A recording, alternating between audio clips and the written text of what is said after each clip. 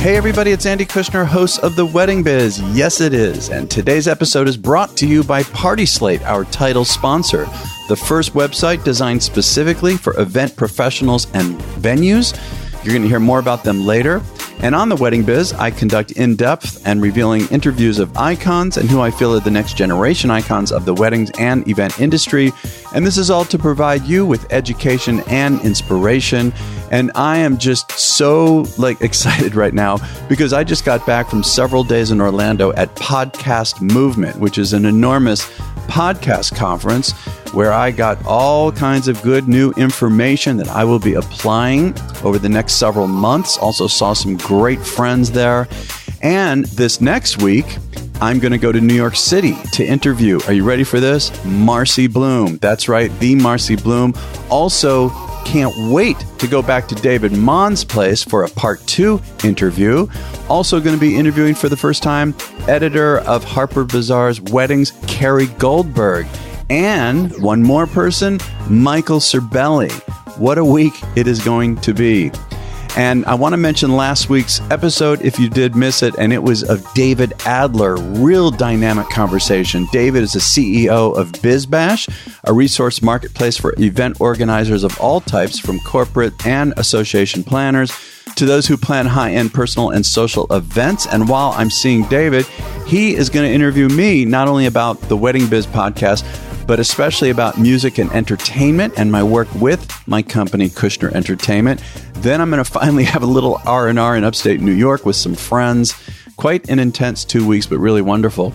So this week's guest, very, very excited to announce, is Ali Barone of Ali Barone Creations, a multidimensional consulting and design corporation specializing in creative interior and outdoor transformations, workshops for women, and unique event planning for intimate occasions.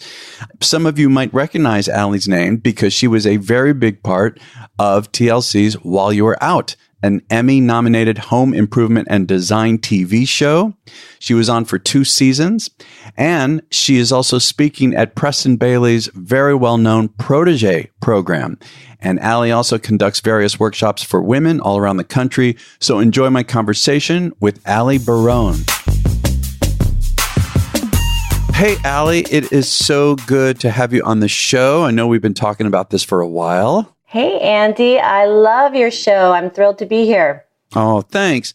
Well, you know, it's interesting, Ali, you have one of the most unusual trajectories that I've ever heard of, on this show, given your being a part of TLC's While You Were Out, Emmy-nominated home improvement and design show. Do you still ever get recognized in public for that? I get a lot of people that say, you look so familiar to me. How do I know you? Yeah. How do you answer that? Do you say it straight out? No, I don't. I'll say, do you live in Warwick or do you? I rarely reference a show unless we really get into it. And then I'll say, well, I used to be on a show on TLC called While You're Out. Were you into home improvement shows? And then bingo. Well, I definitely want to get into that in a few minutes. But back when you were growing up, and where was that, by the way? So I was born in Brooklyn. I was born in the house that my father lived in. My entire family is from like a 20-block radius of Brooklyn. And I would live there until I was about 6 years old. And then we moved up to Orange County, New York, because my father decided he wanted to build a log cabin and have land.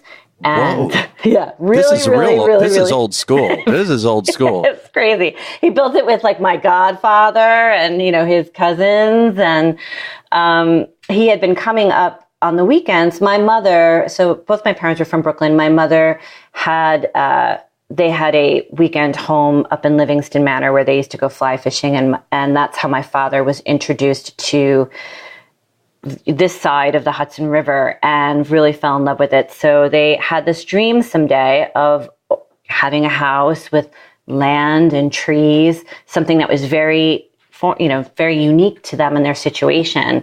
And they wanted my brother and I to be able to run out and play and ride our bikes everywhere. And that's what we did. What was that like for you when you look back on it now? How do you feel about that? So it was a really big transition and it was a really big change. And even as a young child, I recognized that I was suddenly surrounded by nature, but not a lot of people. I had, when I was in Brooklyn, I had friends all around, and we were always outside in the street or in each other's yards, and the moms were outside, and it was just, everything was right there. My school was up the block on the corner. And when we moved to the country, my road was still very undeveloped. It was literally a dirt road. They didn't even pave it yet. I think we lived on the road for 5 years before they paved it. So there were about 7 other houses on the block, but they were all boys. There was not a single girl. Oh, so interesting. Yes. So if you can imagine, I had an older brother, and the only humans nearby to play with were boys. I became a big tomboy. Huh. Like a lot of sports and just stuff like that, running around, climbing. I wasn't really into sports as much as I was into dirt bikes, BMX, you know. Oh, yeah, we're really talking out in the country. Oh, yeah. But building tree houses and basically keeping up with the boys. Anything the boys could do, I could do. Yeah. You know, it's funny because I moved around a lot. My father was an anthropologist and getting his grad degree, and then moving to write a dissertation, then his first job, second job, and stuff like that. Oh, interesting. Yeah. And there was something about, moving at a young age like that. And I'm not really sure how it affected me to this day. Well, I am, comfortable traveling around and stuff like that. But was there anything connected to growing up that relates to, your experience getting in TV and production and then design, set design, and then, event design and planning? I mean, anything related to back then that? Yes. Well, I would say that our imagination came into play in a huge way because we were surrounded. We basically had, we had a lot of freedom. We left in the morning, like when we weren't in school, we would leave in the morning and not come back until we were starving. And we would just be roaming in the fields and roaming in the woods and creating all of these great experiences that were all about imagination. So, but also at a certain point, my grandmother came to live with us for 5 years. And my grandmother she was an artist, but she was also a businesswoman, and she worked for Morgan Stanley. And it was her final 5 years before she was going to retire. So she got rid of her apartment in Brooklyn, and she lived with us, and she would take me out with her almost every weekend, and we would draw, we would get lost. We would just get in the car. She had this giant Plymouth Fury. I mean, this thing was like 20 feet long. It was enormous, and she loved it. We would get in this car and we would get lost. We always had a map. She wanted to go find a new place, a barn she wanted to paint, a store with interesting fabrics that she wanted to find, somebody who imported things from Mexico or India. We were always on an adventure. And with that adventure, we always had our paint supplies with us, sketchbooks, everything you would need to be able to just park the car, set up in a field or across the street, and paint and draw an interesting scene. Wow, this is fascinating. Yeah, yeah.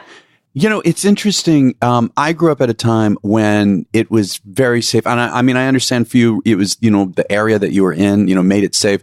Even, though we moved around, I lived in cities sometimes. I just grew up at a time when same thing. I mean, I was 7 years old. I'd get on my bike and take off and, come back hours later, things like that. Without a helmet, without knee pads. Oh, that too. Oh, without I a miss cell those phone days. or any kind of tracking device.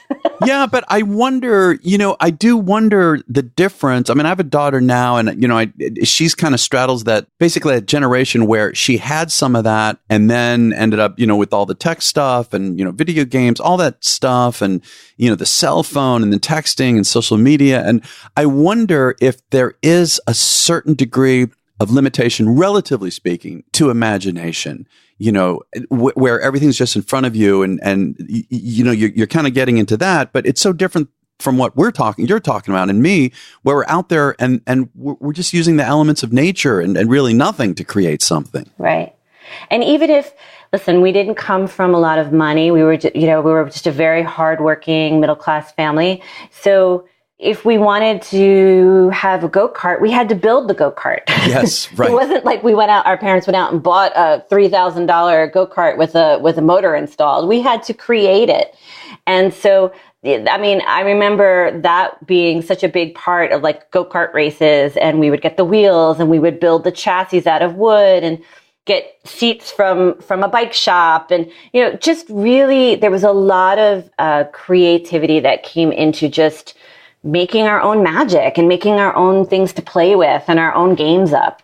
Well, and then doesn't that connect into what we're doing today? Yes, big time. Definitely. Direct. Well, let's talk about that. So I know that from what I understand, you went to college and got a master's degree in education and a BFA in set design. Is that right? So the BFA came first. So I got my BFA in set design. So really, I started going to school I was on a medical track because my parents were really sort of drilling it into my head that if I go for something like occupational therapy or physical therapy or, anything that was more on the medical side, that was the wave of the future. And listen, it is. I mean, obviously, healthcare is always evolving and we always need therapists, but I was struggling to maintain a C average when in all of my artistic classes and anything creative, I was always an A+ student. And I worked hard for my grades. I wasn't a person that I took my education very seriously. I was the first woman in my family to go to university. So it was a big deal. Yeah. And and like I said, my parents, we all worked really hard. So to me, it was a gift to be able to be given this opportunity and have their support. And so I tried, but it was just it was something that I was really struggling with. And at a certain point, I said those words that I think no parent wants to hear. And it's, Mom, Dad, I want to be an art major. Right. It's like right up there with like, I want to go for acting or I want to go for theater. And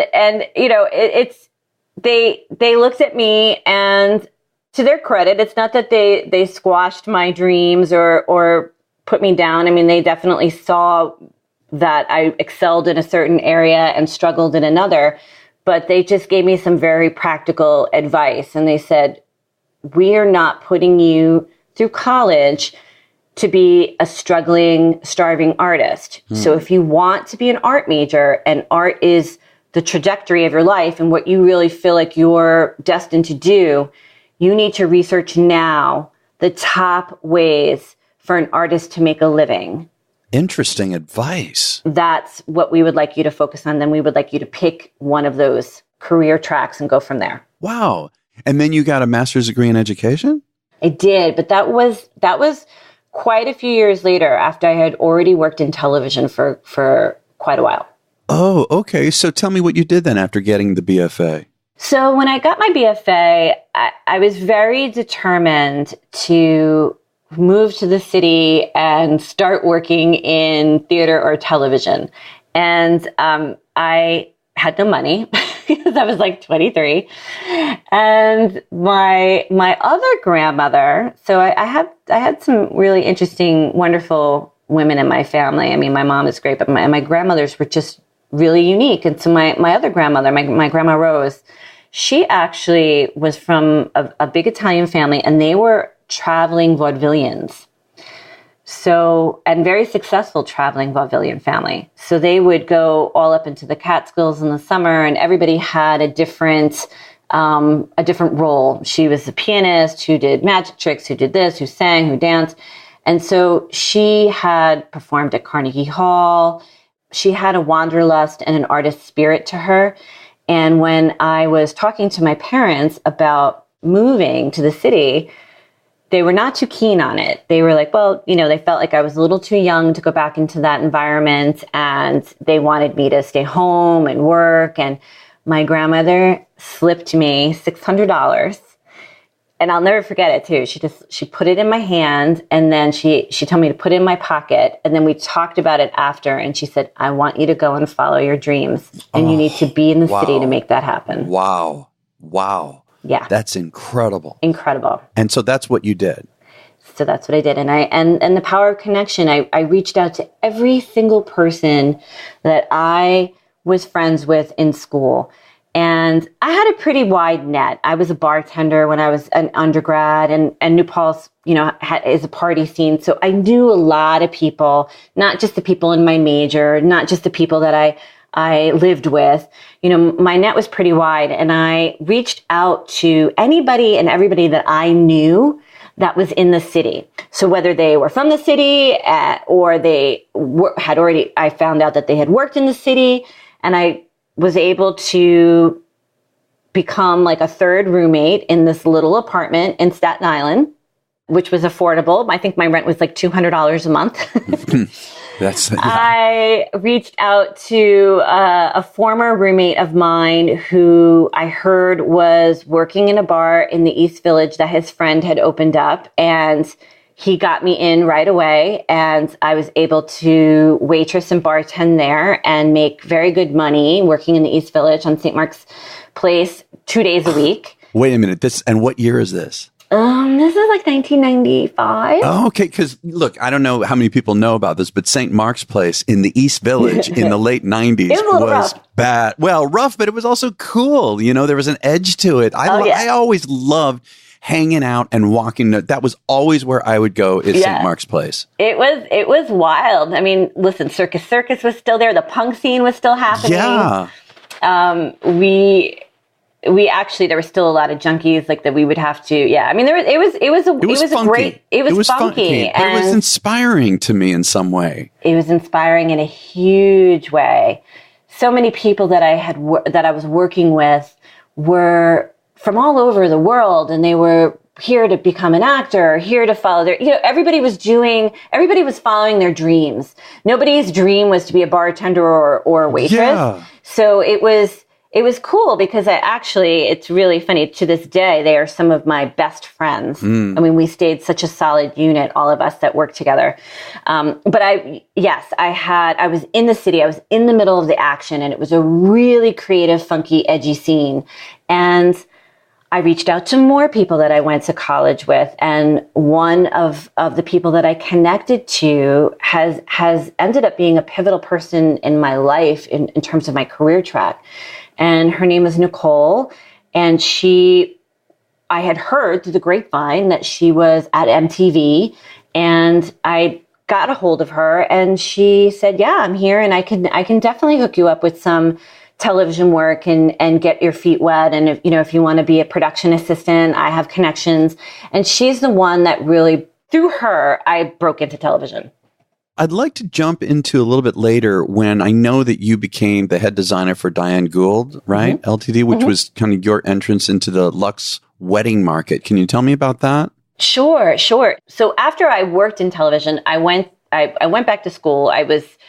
I got my master's in education, and I taught for a few years. And then after I taught for a few years, I got roped back into television by actually the same girl who gave me my first break in television. But now she had climbed the ranks. She was a director on this show called Trading Spaces, and she was launching a sister show called While You Were Out.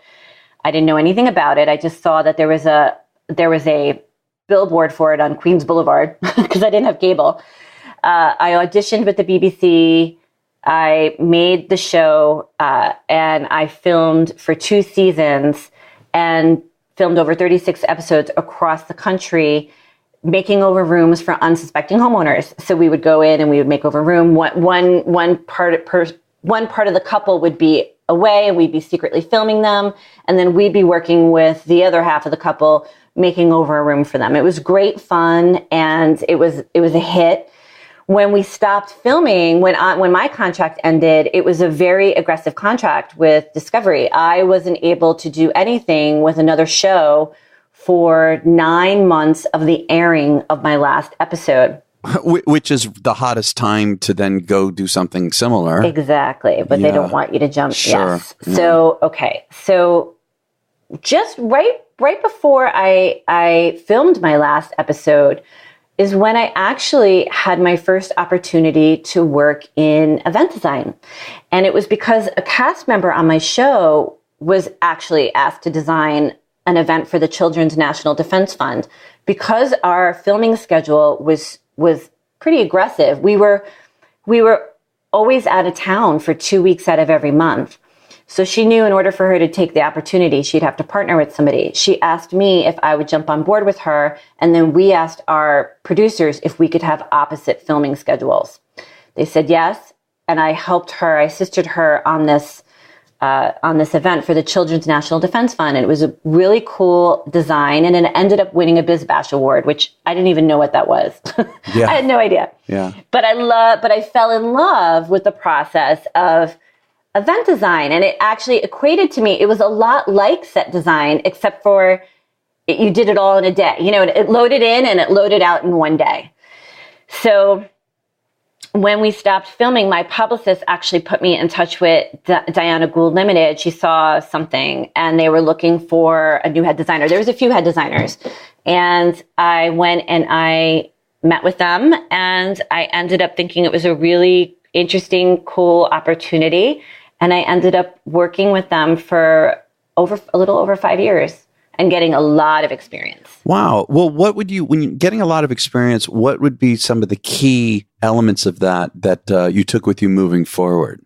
Well, listen, I think that I thought I knew a lot at the time going into it, because I had all of this television production experience and set design experience. And then you realize you know nothing when you are working with somebody who's been in business for 30 years, right? And is a master at what they do and teaches you all of the things that you don't think about, like client relations and managing expectations and all the moving parts that pull together to create the big picture, selling, handling objections, valuing your worth and your price. There was just, I mean, it could go on and on and on, but I think Diana is just, she was just way ahead of her time, and a true, just an incredible mentor in terms of a true businesswoman that really wears two hats as a creative and a businesswoman. So was it after that you then launched your own company, Ali Barone Creations? Yes. So I worked with them and for over 5 years. During that time, I mean, Diana Gould was a little bit different. So now I think they do a little bit more large scale luxury events and less events. But at the time, it was a lot of high end events, and we would be cranking out. There were weekends where we had 20 events in a weekend, and each designer had like 3 or 4 events. Oh, geez. There was a few of us. And so I during my 5 years there, I designed and was a part of over 350 events. Almost 400 events. It was a lot. But with that, I got a great experience and a healthy dose of burnout. Oh, really? Burnout? Yes. Why?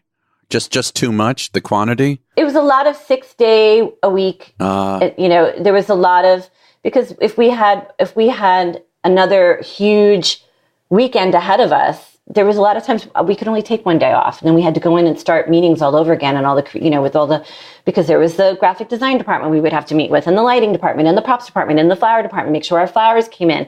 I mean, as a designer, we were in charge of all of the moving parts of our events, and then we had to be at our events. So sometimes if I had an event in Greenwich, Connecticut, and then an event in the city on the same day, my day started at 7:30 in the morning and didn't end until 10 o'clock at night. So it was a lot. And my health was starting to suffer at that time. I had suffered a few miscarriages. Oh, geez. It was a few. Oh. And I was very tired, and I was falling out of love with the business. And I had I really truly loved creating these parties, and I loved my clients. And a lot of my clients would ask me, they would get very attached to me, and they would ask me if I would can't you be there on the big day? We would love to have you there. I'll pay you extra to be there. I just would feel so much better if you were there running everything. And I couldn't often because I had other events, and it's just, it just planted seeds in my mind. You know, many of our past guests, including Brian Raffinelli, Cece Johnson, Colin Cowie, and Lynn Easton, all use Party Slate to showcase their event work and build their businesses. And if you're not familiar with Party Slate, it's a website that inspires people planning events and connects them with the leading event professionals and venues across the country and the world. This is a really, really great website. You can sign up for a free profile where you can upload unlimited photos and events, or you can explore one of their membership options for even more exposure. And Party Slate has launched in 11 cities so far, including Chicago, Los Angeles, New York, Dallas, and Miami. And they are coming to a city near you soon. Visit partyslate.com to learn more. Again, you really got to check out partyslate.com. Then you went straight into creating your company when you were burned out. I mean, what did you do with the burnout? How did you deal with it? So I definitely took a few months off. We had just finished the renovation of our lake house. So we did like a 2,500 square foot addition on our lake house. Jeez. And that was a passion project as well, being in event design and home design. And that was something that I was really enjoying. And I wanted to be able to, I have beautiful views of the lake and mountains from my house. And I wanted to be able to actually see them. I was coming home too late. I would see them in the morning when I would leave. And then by the time I got home, it was dark out. So that was, I wanted to just kind of slow it down and focus on my health and sort of recalibrate. And I also wanted to have more time freedom. You know, that was a big thing for me. I wanted to be able to create the life that I wanted to live and have it be on my terms. I wanted to pick and choose how many weekends I wanted to work a year. I wanted to create my own schedule. I wanted to attract my ideal client. I was really, really working on that as well. Now, wait a minute. Attract your ideal client. How do you do that? So for me, I attract my ideal client by thinking of the places that I like to work, the types of personalities and types of people that I have connected well with in the past. I think of their vision and the type of vision that, so, you know, we get bored. Listen, as event people, we don't want it to be the same thing every weekend, right? We want that challenge. We want to be able to have a new experience and help create and design and something new and different. And I was putting that out there as well. And I pound the pavement. I did the belly to belly, you know, yes, I hired a graphic designer. I created an advertising budget and a business plan.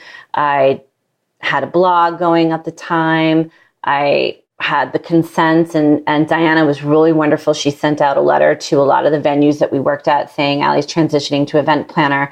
You know, we hope that you'll keep her in mind. Wow, that's generous. That's really unusual. I mean, it's one thing to support someone who worked for you, but wow, that's really going all out. Yeah, no, she was really wonderful. And they gave me, her and Jen gave me some of my first jobs. You know, my very first, I just jumped on board with them to help do final stages and day of coordinating. And sometimes that would mean I would also do some changeover with the decor and things like that. But it was a comfort level for me because that was the crew, you know, I had worked with everybody for so many years that it was a great transition for me as well. And then after that happened, I realized, okay, I can't, you know, it's great that they referred me, but I have to go out now and introduce myself to everybody once again and say hello and do that belly to belly and bring my business cards and a little gift and go to the places that my ideal clients frequent, like the Pierre Hotel and the Harvard Club and the Harmony Club and places that I enjoyed and I always connected with. So, and that's what I did. See, I really love that you're like the beginning of this part of the story where you're imagining the kind of client that you want to have. And, people talk about manifesting and manifesting positive or negative, depending on, it's hard to put a direct line between the two, but I believe in that too, and I think it takes a lot of courage to also slow down and not feel like, oh, I've got to take every client and I got to keep moving. I love that you took the time off, clear your head and then to think about this. And then again, to create in a sense, a sort of an avatar. And I understand that, Diane and Jen, referring you or giving that reference certainly helped bring you clients. But I certainly would say that it was mostly your attitude, incredible perspective about thinking about the kind of client you want. Hard to explain, again, the direct line, but I believe that does manifest. Absolutely. 100%. And that's why when I get a lead or a referral or somebody reaches out to me, the first step that I always have is I want to have a conference call with them. I'd like to get to know them a little bit, find out the scope and sequence of their events, tell them a little bit about me and my business and my model and my structure, just to even see if we would be a good fit before meeting in person. Because a lot of times you can tell right away if it's gonna be a fit or not. Well, and you're also talking about having a perspective, an attitude about abundance where it's okay. And, I've heard a lot of people, on this show who I interview talk about that too. And how important it is to, in a sense, interview the potential client and maybe not work with them, turn it down, And I take it one step further. Sometimes I will refer that client to somebody else who I think is a better fit for them. Well, see, again, and then what goes around comes around, and I love that you do that. Yeah, and the referrals are the lifeblood of my business, so I definitely believe in that energy, and what comes around goes around, and it's served me well. I do. So you talked about manifesting. You talked about living with a thought process of abundance, right? So I firmly believe that if you can see it and you feel it with joy and you feel it with a sense of excitement, even with a little bit of butterflies, like even a little bit afraid, it's right there for the taking if you go for it. Mm. So let's stick with process. You've met with a potential client. You decide that it is a good fit. What do you do next? A lot of my clients are very busy. They don't come to me because they have a lot of time on their hands. They usually are reaching out because I have a lot of clients that are lawyers, residents. They're at the hospital 100 hours a week. So I try to maximize the time. And so what I usually like to do is have so the next meeting would be an in-person meeting. Oftentimes they come to me with a venue. And then that's it. So I'll meet them at the venue.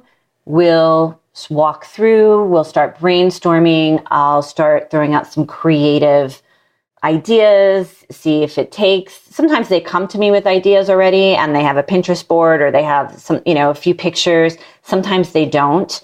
What I do from there is I'll encourage them to create a Pinterest board that they pin with reckless abandon. Ooh, I like that. I don't want them to just actually think about a wedding.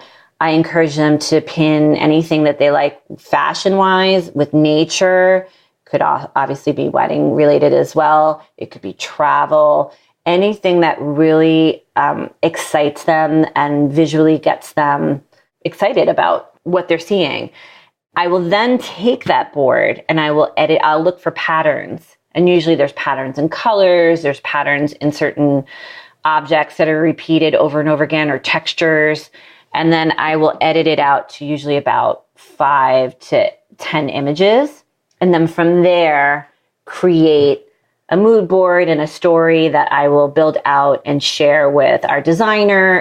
We'll talk about it together as a client and planner to make sure I'm on the right track. But then usually I am. And so I'll take that and start thinking of the vendors that I think would be the best fit for them in terms of their style, their budget, and what they're looking for their guests to experience. And so can you tell maybe a story or two of some of your favorite events with this process? One event that we did that will always stand out in my mind that I loved them so much was a young couple who had extensively traveled the world together. And she was of Indian descent, but from New York. And he was like a born and bred Texan. Like his family had been in Texas forever. And they were just the cutest couple. And they didn't really have too much in the way of design other than she sort of liked the idea of lavenders and whites. But they really wanted to build out a travel theme, but not have it be kitschy. And they really wanted to blend the cultures. So it was a really interesting design process because we did 2 ceremonies in that same day. So it was like a 16-hour day. It was a very, very long day. We had a lot of people in from India. She had all of her dresses designed and made in India. So I was a part of that process in terms of the colors and the fabrics. And then trying to get a little inspiration from them. We had a really incredible DJ who is a female DJ, one of the only Southeastern female DJs that I know of, DJ Shilpa, and she brought the house down. So there was all of these elements that but then we wanted to incorporate Texas elements, and the groom's family was like, they were really a riot because the groom's mom was like glued to me by my side the entire time. Like, what's going on next? This is interesting. What's this? It was all just so new. And I loved bringing those two worlds together. We had the Bharat. We had a fabulous horse named Bob who ended up... A horse named Bob, did you just say? Bob. I was sitting there talking with the groom, and we had Bob there with us, who was like the sweetest horse. And we were just waiting for our cue for him to get up and start the Bharat. And the horse, we looked down, and the horse had helped himself to a snack and was eating all the flowers that were around his neck. Oh no. But it was, we specialize in doing really custom, unique things like that. And then in terms of the travel, obviously we wanted to bring in, so we brought it in the food, we brought it in how just little signage and branding that was around. We had these beautiful handmade leather tags for everybody, but it was not over the top. The theme was subtle, and it was an incredible marriage of cultures that was just beautiful. So we do a lot of things like that. A lot of our clients we have a lot of politicians at our events. We have, every once in a while, we have a famous actor or actress. We have special performers. We have people that come to, for our mitzvahs. We've had people like famous ball players. And so there's always a lot of different moving parts, and every event is totally different. But we also put out a lot of fires in a very discreet way. And I think people don't realize that even on the luxury level, things can get wild, very wild. Oh yeah. And that's a real, I think, a huge skill in terms of how you put out those fires. Yes. We've had to have EMS come. We've had to have police come. We have had it all. Wait, the police? What's that story? Well, it might have involved too much drinking and fistfights. Oh, come on. No. Mm-hmm. At a wedding. At a very, I won't say the name, but at a very high-end exclusive hotel in New York City. Oh my gosh. Now, moving forward, what is your pricing philosophy? How do you price? So, at this, it has evolved and it has changed over the years. So I will say that. I think it's very hard when you first start out to really put a number on your value and your packages and what you offer because you haven't really done the work yet. So you don't really know how many hours it's going to take to really build something out. I mean, listen, when I made the transition from event planning to planner, I definitely had a lot to learn. And I definitely, I think, was a little naive in thinking, I was definitely that person. I will say this. I will cop to this. I was definitely that person that as a designer, when I would get the timeline from the planner, I'd be like, what do they do? This is all they do is they create this timeline, and I don't even need to read this timeline. And I just know when I need to like deliver and when I have to have my guys pick up. And, I was that person. And now I'm like, oh my God, it takes like 100 hours to create this timeline. Yeah. But like I had to really dive in. I still had a lot to learn. I had a lot to learn about budget management and contract negotiations and vendor referrals, the logistics, pulling together all the puzzle pieces. Because I think when you are a vendor, so I was a vendor, I'm being a designer for many years, but I think this is, I don't know. I guess this would be a question to ask other vendors, but I feel like when you're a vendor, every vendor on some level thinks they're the most important part of the event, right? So for me as a designer, I'm like, well, I mean, I'm making the room beautiful. It's the most important part. And I'm sure a band member is like, well, I provide the music and it's the most important part of an event. And, the caterer is like, well, we're feeding everybody. Of course, we're the most important. Food and beverage is the most important. Oh, yeah. Everybody thinks they're the most important. They do. Yeah, we all do. Sure. And the reality is nobody is more important than the other. It's a big, giant jigsaw puzzle, and it's all about perfectly fitting together. And it takes a great amount of time and effort to make a seamless event, as you know. So my pricing has evolved over the years. Now that I have been doing what I've been doing for as long as I've been doing, I definitely have my baseline pricing and my baseline packages, but I'm always willing to meet people where they are in the process. I never want anybody to call me and think I'm too big for them or I can't support them where they are and what they need. I mean, listen, we're in an industry, at the end of the day, we're in service, right? We're in service to for the most part, wonderful people that contact us, that trust us to create one of the biggest, most monumental days in their family's life, whether it's a wedding, a bar bat mitzvah, or a milestone birthday. So I always want them to feel that I'm accessible and I hear them and I see where they are and I can help them. And so sometimes I'm a little flexible, but my goal has been to grow my business in volume and in sales by 20% every year. Wow. Until I didn't want any more volume. And then I restructured, that's when I started. And then after about 5 years in, I said, okay, now I just want to grow my business in terms of luxury level clients and contracts. And it's not so much that I wanted to be able to up my pricing and charge 15, 20,000, whatever. It was because I wanted to be able to, I loved diving in and really being able to focus on that event and all of the moving parts and all of the details with my clients and pull it together and really create that big picture without feeling too fragmented.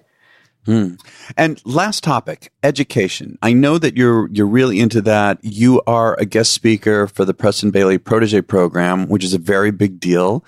And you've got workshops for women. If you could first tell me about working with Preston, what kind of topic, what are you doing for him? Sure. So listen, I'm a lifelong learner myself.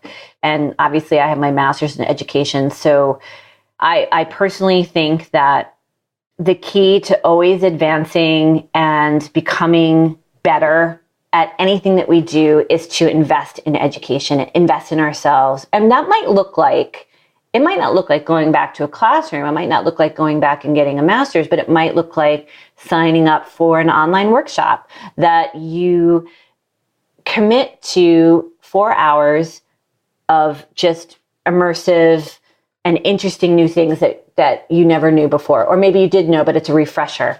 With Preston, I mean, I love the fact that our industry in general, Andy, and I'm sure you do too, has just really grown immensely in the educational department and the connecting people.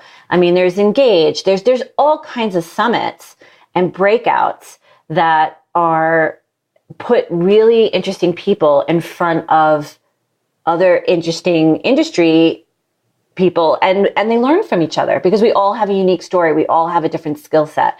So with Preston, one of the things that he thought was interesting was my journey from designer to planner, and then sometimes, back to designer or creative director when I'm really kind of leading the design.